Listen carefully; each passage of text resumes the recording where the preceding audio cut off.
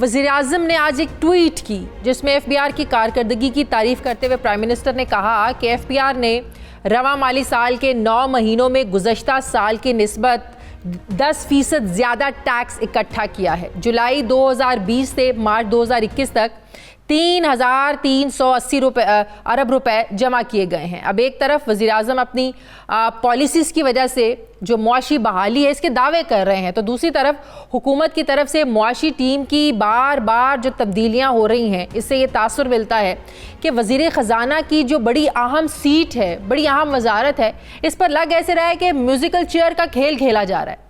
हमाद अज़हर तहरीक इंसाफ के तीसरे वज़ीर ख़जाना के तौर पर अपनी वजारत का कलमदान संभाल चुके हैं, जिन्हें अब जो ज़राए बता रहे हैं कि ये अबूरी चार्ज उन्हें दिया गया है और मुस्तक़बिल में शौकत तरीन जो finance minister Pakistan peoples party के भी रह चुके हैं, उनको ये मुस्तकिल वजारत दी जाएगी। आज वज़ीर ख़जाना हमाद अज़हर की सरबराही में होने वाले इक़्तिसादी राब्ता कमेटी में 5 लाख टन चीनी इंडिया से दरामद करने की मंजूरी दी गई है, जबकि कपास और धागा भी दरामद करना है, लेकिन इसकी कोई हद मुकर्रर नहीं की गई है। वज़ीर ख़जाना के मुताबिक आज पाकिस्तान ने $2.5 अरब के यूरो बॉन्ड इंटरनेशनल मार्केट में फ़रोग़ किए हैं, जिससे मुल्क के ज़र मुमादला के ज़ख़ायर में $2.5 अरब का इजाफा हो जाएगा। एक तरफ हुकूमत के ये इक़दाम है, दूसरी तरफ मौशी टीम में बार बार तब्दीलियाँ हैं। क्या असरात पड़ेंगे इससे हमारी मईशत पर, और जो नए वज़ीर ख़जाना हैं, क्या ये जो मईशत में दरपेश चैलेंजेस हैं, क्या ये इससे निमट पाएंगे? इसी पर मैं बात करूंगी। मुझे ज्वाइन करें माहिर मौशियात डॉक्टर इशफाक हसन साहब। अस्सलाम वालेकुम, बहुत बहुत शुक्रिया डॉक्टर साहब आपका। डॉक्टर साहब, फाइनेंस मिनिस्ट्री में जिस तरह बार बार तब्दीलियां हो रही हैं, 3 सालों में 3 वज़ीर ख़जाना हम बदल चुके हैं, FBR में 5 चेयरमैन हम बदल चुके हैं। आपको पता है फाइनेंस मिनिस्ट्री का एक बड़ा अहम रोल होता है IMF को डील करने में। क्या बार बार की ये तब्दीलियां आपकी मईशत को सस्टेन करती हैं या नुकसान पहुंचाती हैं? देखें, बड़ा कॉमन सी चीज़ है कि when there is no stability in economic team, why one should expect stability in the economy? तो बार बार आप टीम बदलेंगे, और यही माजी में होता रहा है। आप यकीन करें कि 2008 से 13 में भी उस वक्त की हुकूमत ने भी 4-5 गवर्नर स्टेट बैंक के बदल दिए, 7-8 फाइनेंस सेक्रेटरी बदले, 7-8 चेयरमैन FBR बदले। तो उसका नतीजा जो हुआ है यही है। हमारी हुकूमत जो है माजी के पे काफ़ी उनको दोष देती रहती है कि सब किया धरा उनका था। तो हम भी वही काम कर रहे हैं, धड़ाधड़ चेंज किए जा रहे हैं। और ये इस बात की अक्कासी है कि prime minister is under ट्रेमेंडस pressure to deliver, और उनकी सेटिस्फेक्शन के मुताबिक डिलीवरी नहीं हो पा रही है। इसलिए वो बार बार टीम को चेंज कर रहे हैं। लेकिन प्राइम मिनिस्टर को ये सोचना चाहिए कि पहले ठंडे दिल से ये देखें कि पाकिस्तान के क्या क्या चैलेंजेस हैं, इकॉनमी में क्या चैलेंजेस है, किसी ज़राअत में क्या क्या चैलेंजेस हैं, इंडस्ट्री में क्या चैलेंजेस हैं, एक्सपोर्ट्स में क्या चैलेंजेस हैं। ठंडे दिल से सोचें और उसके बाद फिर देखें कि इसके लिए जो मैंने मैन पावर लगाया है, इसको हैंडल करने के लिए क्या वो इस काबिल हैं। और यहाँ पर फिर मैं प्राइम मिनिस्टर को याद दिलाऊंगा कि उनका एक विजन था कि right man for right job. क्या वो सीने पे हाथ रखें, ठंडे दिल से सियासत को एक तरफ रखें, ये कहें कि जी हाँ मैंने right man for right job लगाया है। अगर आपको क्या लगता है हमाद अज़हर के बारे में भी बात कही जा सकती है कि right man for the right job? देखें, प्राइम मिनिस्टर ने अगर लगाया होगा तो फिर वो समझते होंगे। लेकिन देखें, जहाँ तक हमाद अज़हर साहब का ताल्लुक है, एक शरीफ आदमी है, नौजवान है, अभी उनको बहुत सीखना है, बहुत आगे उन्होंने जाना है। उनको वक्त लगेगा फाइनेंस मिनिस्ट्री की चीज़ों को समझने में। लेकिन जो वजह बताई है कि महंगाई की वजह से हफीज़ शेख साहब घर गए हैं, तो इतना बड़ा चैलेंज है, और वैसे भी महंगाई रोकना जो है ये स्टेट बैंक का काम है। क्या ये सारी जिम्मेदारियां, महंगाई पर काबू पाना, ये इतना आसान होगा हमाद अज़हर साहब के लिए? देखिए, मेरा तो पहले यह व्यू है कि हफीज़ शेख साहब को महंगाई की वजह से नहीं हटाया गया है। फ़र्ज़ कर लें कि मैं हफीज़ शेख की जगह होता और مجھے ہٹایا جاتا تو میں پرائم منسٹر سے صرف یہ کہتا کہ سر آپ بتائیں کہ how am I responsible for creating inflation. بجلی کی قیمت آپ بڑھا رہے ہیں, گیس کی قیمتیں آپ بڑھا رہے ہیں, انٹرنیشنل مارکیٹ میں تیل کی قیمتیں بڑھ رہی ہیں, تو میں کیا کروں؟ میں آپ کے ہاتھ کو روک لوں کہ بجلی کی قیمت نہ بڑھائیں, گیس کی قیمت نہ بڑھائیں, یا میں انٹرنیشنل جو جہاں تیل کی قیمتیں بڑھ رہی ہیں ان کو جا کے بولوں کہ بھئی آپ جو ہے تیل نہ بڑھائیں, یا یہ میں مافیا کو ہینڈل کروں؟ ہماری زبان نہیں تھکتی ہے یہ کہتے ہوئے کہ یہاں گندم کا مافیا بھی ہے, آٹا مافیا بھی ہے, تو کیا یہ فائنانس منسٹر کا کام ہے؟ تو پہلی چیز یہ ہے کہ میرا نہیں خیال ہے کہ حفیظ شیخ صاحب کو مہنگائی کی وجہ سے ہٹایا گیا ہے. سر جب ایسی سچویشن میں جب آپ کی بجلی اتنی زیادہ مہنگی ہو گئی ہے, آپ کی کاسٹ آف پروڈکشن جو ہے وہ بڑھ جائے گی, آپ کی ایکسپورٹ کم ہو جائے گی. ظاہر ہے جب آپ کی کاسٹ آف پروڈکشن بڑھتی ہے, چیزیں مہنگی ہو جاتی ہیں, تو پروڈکشن بھی آپ کم کرنے لگتے ہیں. جب آپ کے خرچے ہی پورے نہیں ہوگے تو آپ پروڈکشن کیسے کریں گے؟ نمبر ایک. نمبر دو, پھر جو آپ کا کرنٹ اکاؤنٹ جو سرپلس میں جانے کے بڑے شادیانے بج رہے تھے, جب آپ کی ایکسپورٹ نہیں ہوں گی تو اس سے اور پھر کتنا فرق پڑے گا, کتنا یہ نیگیٹو میں جا سکتا ہے اس سچویشن میں جب بجلی مہنگی ہو جائے گی, سب کچھ مہنگا ہو جائے گا. دیکھیں یہی تو بات میں یہی بتانے کی کوشش کر رہا تھا کہ حفیظ شیخ صاحب کو مہنگائی کی وجہ سے جو ہے وہ نہیں ہٹایا گیا ہے.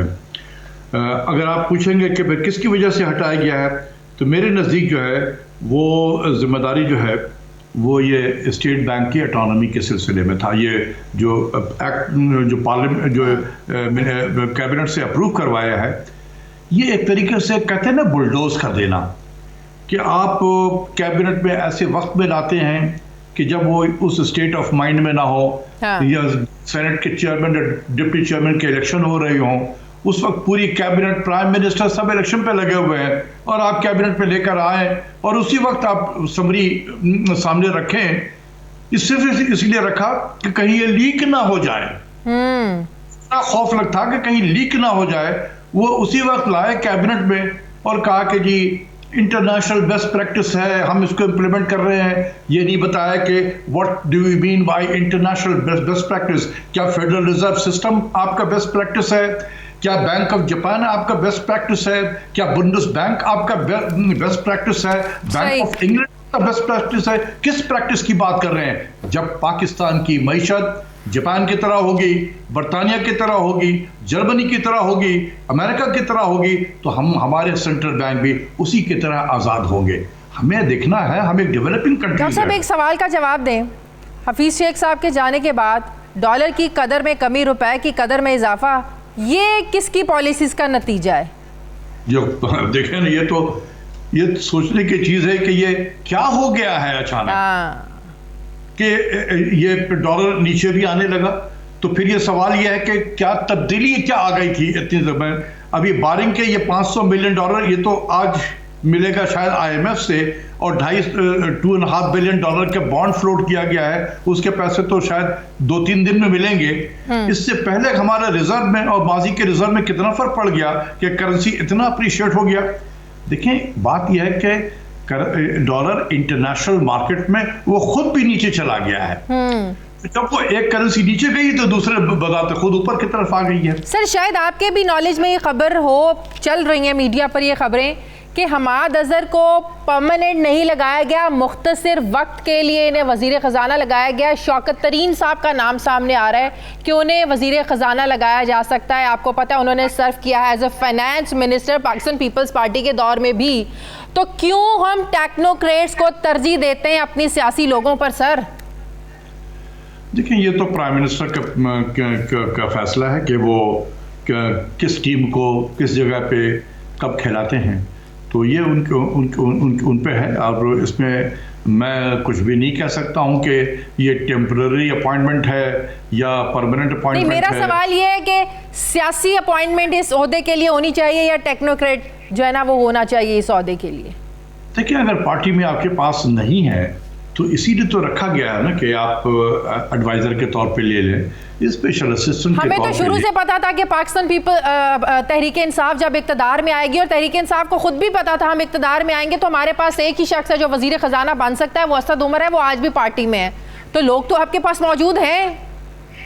دیکھیں میرا اپنا خیال ہے کہ اسد عمر صاحب انتہائی سلجھے ہوئے انسان ہیں اور پریزنٹیبل بھی ہیں, بہت اچھا بولتے ہیں, اور جس پارٹی میں بھی ہوں گے تو اس پارٹی کا قد بڑھ جاتا ہے. لیکن یہ دیکھنا ہے کہ کیا اینگرو میں جاب کرنا ہی ایک کرائٹیریا ہے. میرا اپنا خیال ہے کہ دو چیزیں ہیں. ایک تو یہ تھا کہ اسد عمر صاحب شاید پریپیئر نہیں تھے, حالانکہ ان کو یہ معلوم تھا کہ جب بھی پی ٹی آئی کی حکومت آئے گی تو وہ وزیر خزانہ بنیں گے, تو انہوں نے کوئی پریپریشن نہیں کی تھی. آتے ہی آئی ایم ایف کھیلنا شروع کر دیا اور اس میں وہ بری طریقے سے پھنس گئے, کیونکہ جب بات چیت شروع ہوئی اور انہوں نے پرائر ایکشنز کے لیے ایسے کنڈیشن رکھ دیے کہ اسد عمر صاحب کے ہوش اڑ گئے, وہ بارگین کرنے میں لگ گئے, چیزیں ہوتی چلی گئیں, تو پھر کئی جگہوں سے پریشر پڑا ہوگا پرائم منسٹر کے کہ اس کو ہٹاؤ یا کسی اور کو لاؤ. سر آخری سوال, پاکستان نے جو $2.5 ارب کے یورو بانڈ انٹرنیشنل مارکیٹ میں فروخت کیے ہیں, جس سے کہا جا رہا ہے ملک کے جو زر مبادلہ کے ذخائر ہیں $2.5 ارب کا اضافہ ہو جائے گا, یہ کتنی پازیٹیو انڈیکیشن ہے سر ہماری اکانومی کے لیے؟ میں سمجھتا ہوں کہ یہ جتنے بھی 2.5 سالوں میں پرائم منسٹر نے اقدام کیے ہیں, دس از دا بیسٹ اقدام جو پرائم منسٹر نے کیا ہے, بیسٹ. اور یہ اقدام ڈے 1 کرنا چاہیے تھا. اور آپ کو میں بتا دوں کہ جب بھی ہماری ایک ہسٹورک میٹنگ ہوئی تھی جس میں ایک طرف تھا, باقی پورے اکنامک ایڈوائزری ٹیم ایک طرف تھی, تو وہاں جو میں نے پرائم منسٹر کو آلٹرنیٹ دیا تھا وہ ایگزیکٹلی یہی دیا تھا کہ پرائم منسٹر صاحب آپ کو جو گیپ ہے اس گیپ کو فل کرنے کے لیے آپ بانڈ فلوٹ کریں. لیکن اس وقت نہیں کیا گیا. 2.5 سال ہم نے انتظار کیا, جب انٹرنیشنل مارکیٹ میں لیکوڈیٹی بھری پڑی ہوئی تھی, انٹرسٹ ریٹ جو ہے وہ آل ٹائم ہسٹری میں لو تھا, ہم نے اس وقت نہیں گئے. اب جب انٹرسٹ ریٹ کو بڑھنے کا زمانہ آ رہا ہے ہم گئے. یہ کام بہت پہلے کرنا چاہیے تھا.